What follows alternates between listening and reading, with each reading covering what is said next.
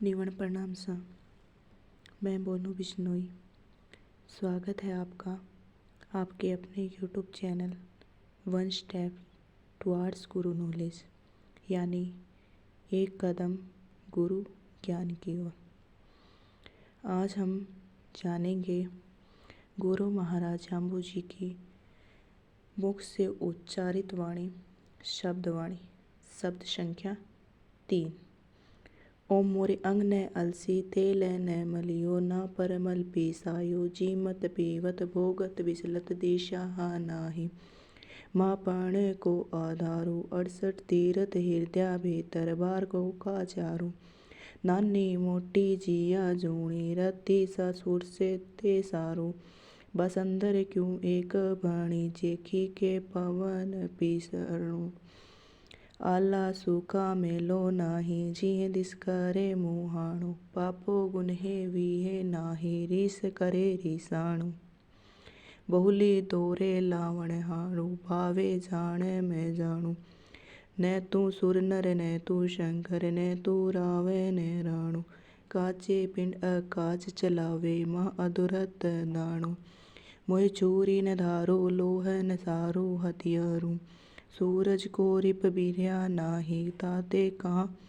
उठावत भारू जी हा कंडी बड़द जू हाके न लोहे की आरू। अब बात करते हैं गुरु महाराज जाम्बू जी ने यह शब्द किसके प्रति बोला था। जिस प्रकार दूसरा शब्द बीकानेर के राजा जोधपुर के राजा उदय सिंह और राठौर के राजा बीदा सिंह के प्रति बोला था, उसी प्रकार बीदा सिंह पूछते हैं कि हे नाथ, आपके अंदर से तो खुशबू आ रही है, ये सुगंधित पदार्थ ऐसा क्या लगाया आपने जो आपके अंदर से खुशबू आ रही है। तब गुरु महाराज कहते हैं, ओम मोरे अंग न अलसी तेल न मलियो न परमल पीसायो। हे बेदा, मेरे इस शरीर पर किसी भी प्रकार का अलसी आदि यानी कि सुगंधित तेल या अन्य पदार्थ का लेपन नहीं किया गया है, क्योंकि मैं यहाँ सम्राथल पर बैठा हूँ। यहाँ ये सुगंधित द्रव्य यानी कि पदार्थ उपलब्ध भी नहीं है और न ही इनकी मुझे ज़रूरत आवश्यकता है।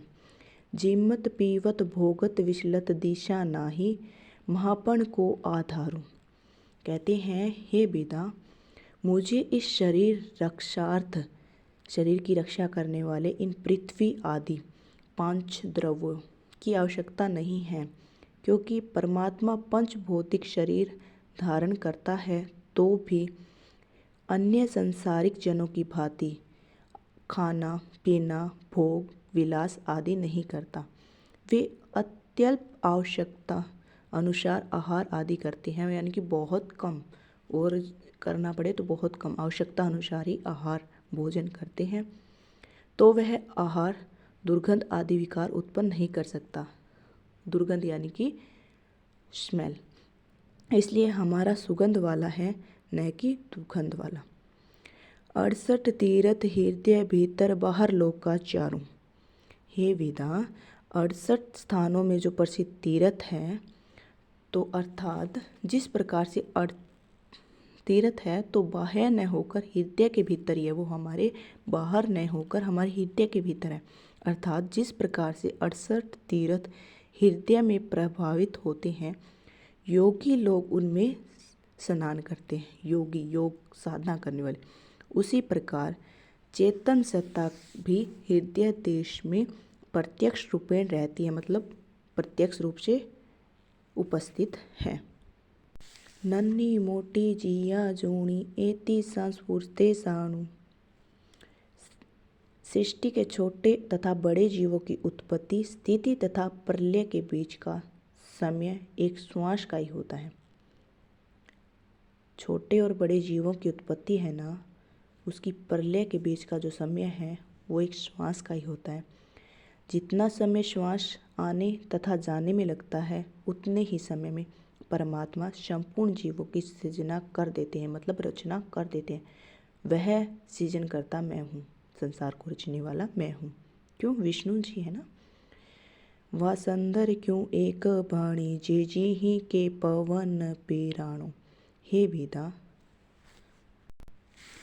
इतनी सब बात सुनकर जो वीदा जी है उनको क्रोध आ जाता है।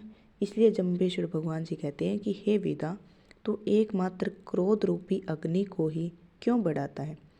यह क्रोध तुम्हारे लिए विनाशकारी है। अग्नि और क्रोध में सादृश्यता बताते हुए कहते हैं कि जिस प्रकार से अग्नि की प्राणवायु होती है, उसी प्रकार से क्रोध की प्राणवायु रूप झट से निकला हुआ कठोर वचन होता है। आला सोका मेले नाही जीही करे मुहाणो। जब अग्नि प्रज्वलित हो जाती है यानी कि उत्पन्न हो जाती है, तब न तो वह हरी वनस्पति को छोड़ती है और न ही शुष्क यानी कि सूखी वनस्पति को छोड़ती है। दोनों को ही भस्म कर देती है। अग्नि आली व सूखी सबको भस्म कर देती है।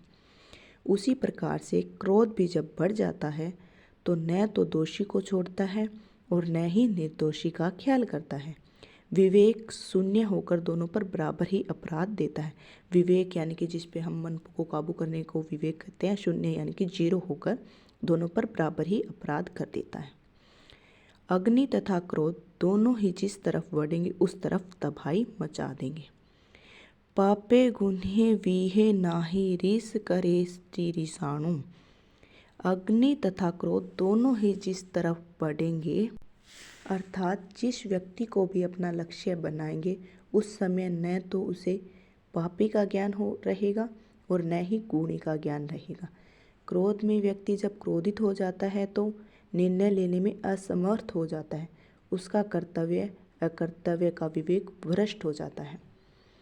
बहुला दोरे लावणी हारो भाग जाने में जानो। यह क्रोध ही सभी दुर्गुणों की जड़ है।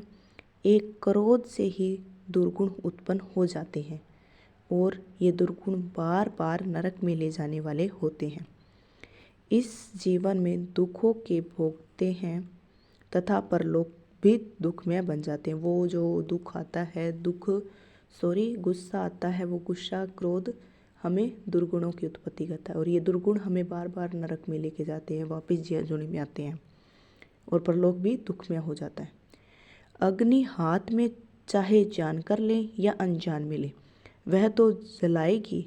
इस प्रकार से क्रोध भी चाहे जानकर करे या अनजान में करे, वह तो दूषित करेगी ही।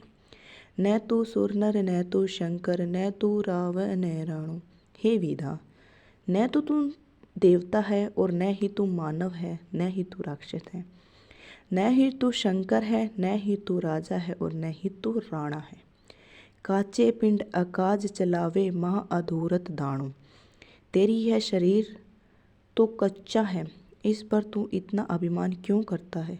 यह कभी भी टूट सकता है तथा इस स्थिर काया से तू पाप करता है। यह तो धूतों का, दानवों का कार्य है। पाप करना कौन करते हैं? धूत, मकार करते हैं, दानव करते हैं, राक्षस करते हैं पाप तो। मोरे छुरी न धारो लोह न सारो न हथियारो। इस पर वीदा जी को शंका होती है कि गुरु महाराज अकेले हैं तो इनके पास कोई हथियार होगा। तब गुरु महाराज कहते हैं मेरे पास कोई हथियार नहीं है। हे वीदा, मेरे पास लोहे की बनी हुई धारीदार पैनी छुरी या अन्य हथियार नहीं है। तब विदो जी की जो शंका थी उसने आगे पैर पसारा कि आखिर आपके शत्रु क्यों नहीं है? शत्रु तो होंगे। तब जाम्बू जी ने क्या कहा? सूरज को रिपिहड़ा नाही ताहे कहाँ उठावत भारू। भाई हे वीदा, सूर्य का शत्रु जुगनू यानी कि आगिया, अपनी भाषा में हम उसे आगिया कहते हैं, नहीं हो सकता। सूर्य का शत्रु को नहीं हो सकता? जुगनू। क्योंकि शत्रुता तथा मित्रता ये दोनों बराबर वालों से होती है।